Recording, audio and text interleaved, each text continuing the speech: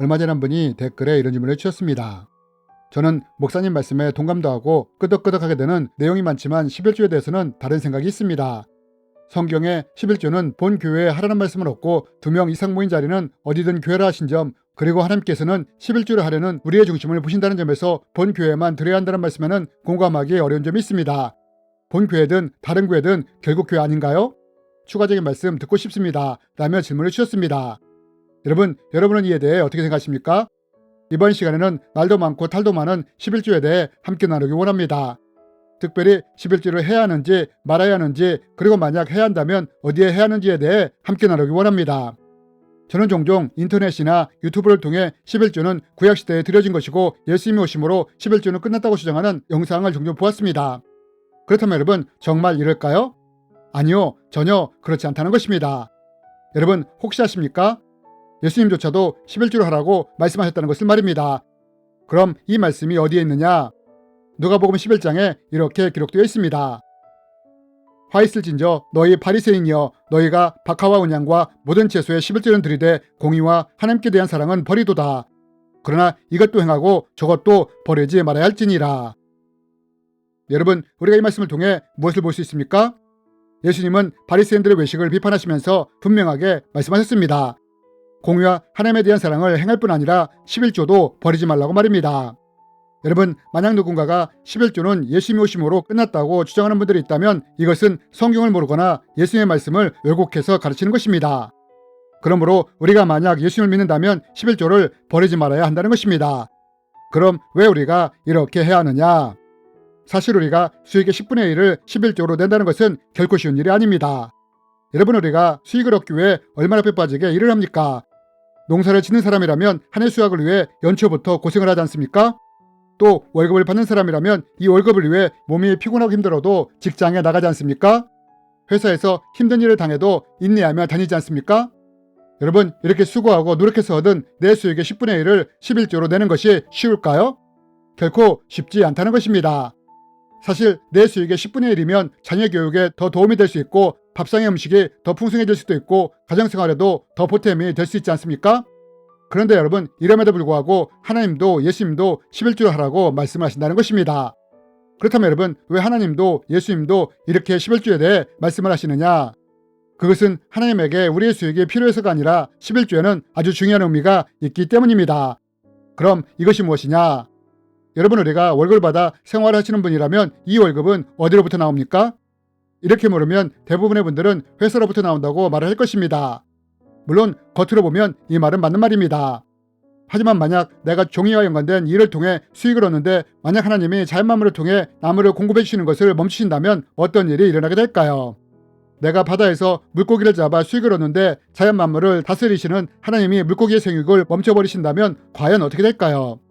내가 좀 피곤하니 과일이나 채소, 소나 돼지 모든 자연만물의 생육은 멈춰질지어다 하신다면 세상 그 누구도 수익을 얻을 수가 없게 된다는 것입니다.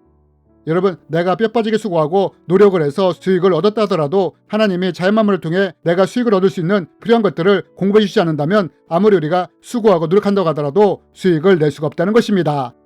그래서 하나님은 우리의 필요를 채우시는 공급자가 하나님인 것을 믿고 인정하고 고백하길 원하신다는 것입니다. 그리고 이것이 11조 안에 숨겨진 의미라는 것입니다. 11조에는 나의 필요를 공급해 주시는 분은 하나님이십니다. 하나님이 자연만물을 통해 저의 필요를 공급해 주셨으므로 내가 수익을 얻을 수 있었습니다. 그러므로 내 수익의 주인은 하나님이십니다. 라는 의미가 들어있다는 것입니다. 그래서 이런 이유로 예수님도 11조를 버리지 말라고 하신 것입니다. 그리고 11조에 숨겨진 또 다른 의미는 이것입니다. 여러분, 아무리 우리가 하나님을 사랑한다고 말할지라도 그 사람의 중심이 재물에 있다면 이런 사람은 11조를 하기가 어렵습니다. 왜냐하면 11조가 아깝기 때문입니다. 그러나 그 마음의 중심이 재물이 아니라 하나님께 있다면 이때 우리가 11조를 할 수 있는 것입니다. 그래서 하나님이 이런 사람에게 그 사람의 필요를 더해 주시겠다고 약속을 하신 것입니다. 이런 사람에게는 재물이 부어진다 할지라도 하나님에 대한 신뢰와 믿음이 무너지지 않을 것을 아시기 때문입니다. 만군의 여호와가 이르노라. 너희의 온전한 11조를 창고에 들여 나의 집에 양식 있게 하고 그것으로 나를 시험하여 내가 하늘문을 열고 너희에게 복을 쌓을 곳이 없도록 붙지 아니하나 보라. 여러분, 이것이 바로 11조에 담긴 의미인 것입니다. 그렇다면 여러분, 만약 내가 11조를 하고자 한다면 이 11조는 어디에 드려져야 할까요? 하나님은 이에 대해 우리가 앞에서 읽은 말라기 말씀을 통해 분명하게 말씀하셨습니다. 온전한 11조를 창고에 드리라고 말입니다. 그러면 이 창고란 무엇을 의미하는 것일까요? 이것은 당시 성전 옆에 있던 11조를 내는 창고를 말하는 것입니다. 즉 하나님은 11조를 낼 때는 반드시 내가 제사와 예배를 드리는 성전 11조 창고에 내라고 분명하게 말씀하셨다는 것입니다. 여러분, 앞에서 질문해 주신 분은 이렇게 말씀하셨습니다. 성경에는 본 교회에 11조를 내라는 말씀이 없다고 말입니다. 또 어차피 두세 사람이 모이면 다 교회가 아니냐고 말입니다. 물론 이분 말씀처럼 두세 사람이 모이면 교회입니다. 그러나 하나님은 분명하게 말씀하셨습니다. 11조는 내가 제사와 예배를 드리는 성전에 내라고 말입니다. 그러므로 이런 이유로 11조를 낼 때는 내가 예배를 드리는 교회에 내야 하는 것입니다. 그리고 내가 예배를 드리는 교회가 바로 본 교회인 것입니다. 그럼 여러분, 만약 내가 본 교회가 아니고 다른 곳에 11조를 내는 것에 대해서는 어떻게 보아야 할까요? 어떤 분들은 여러 가지 이유를 들어 11조를 본 교회에 내지 않고 다른 곳으로 보내기도 합니다. 그러나 만약 이렇게 한다면 온전한 11조가 될 수 없습니다. 왜냐하면 내 수익의 10분의 9는 내 것이므로 내가 임의로 사용할 수 있지만 10분의 1인 11조는 내 것이 아니라 하나님 것이므로 내가 임의로 사용할 수 없는 것이기 때문입니다. 그런데 만약 내가 내 생각과 내 뜻으로 이것을 다른 곳에 보내거나 한다면 어떻게 될까요? 이것은 하나님의 집행자가 아니라 내가 집행자가 된다는 것입니다.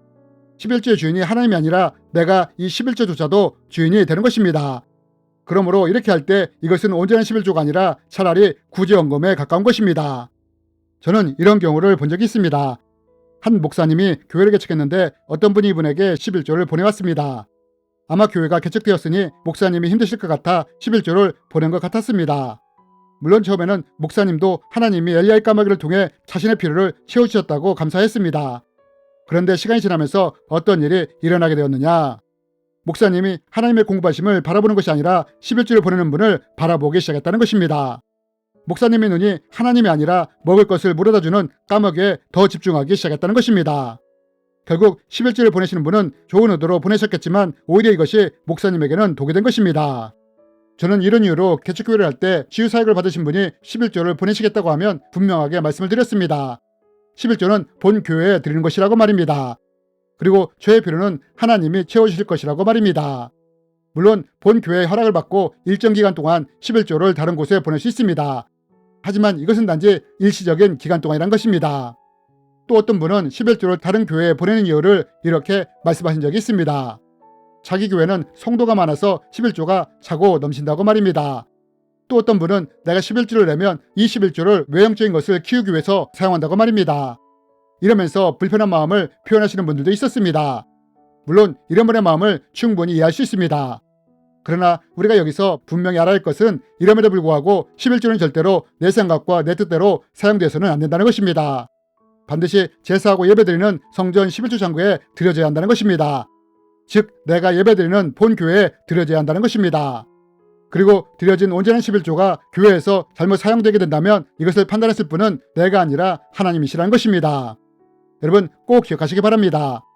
하나님은 살아계십니다. 그러므로 하나님께 드려진 온전한 11조가 잘못 사용된다면 하나님이 이에 대해 책임을 물으신다는 것입니다.